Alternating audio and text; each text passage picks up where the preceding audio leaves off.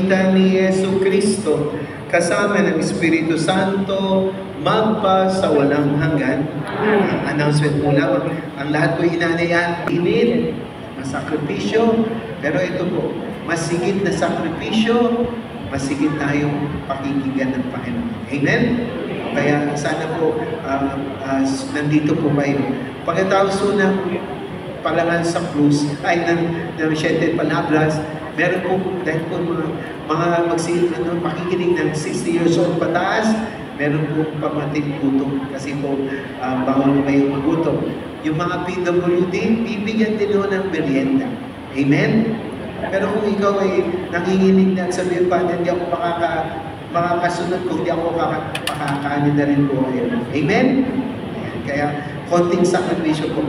Kasi mahaba po yun. 7 palabras, parangan sa krus, pagkatapos doon, susunod na tayo sa prosesyon.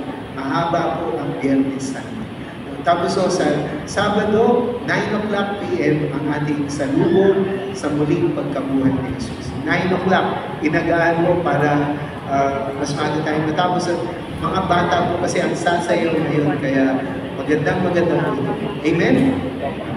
And muling announcement, bago yung pagpapahay.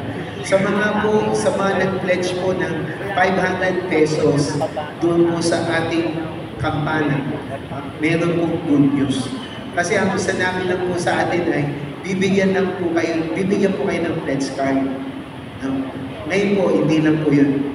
Kasi yung kampana, minsan lang tayo sa parokya, minsan lang bibili ng kampana. At kayo po ay bahagi na ng history ng kampana yun. Amen? Kung kayo nagbigay ng 500, kayo ganito ang mangyayari.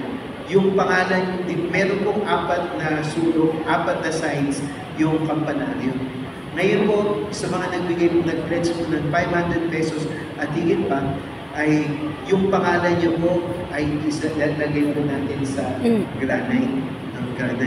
Kaya po ilalagay po doon sa pinakatutok ng kampana yung mga pangalan ng mga nagbigay. Kaya po ina-announce una, para po doon sa mga nagbigay na, pumunta po kayo sa office para po ma-double check po natin yung pangalan. Kasi pag naiulit na po sa granite, mahirap yung paguhin yun.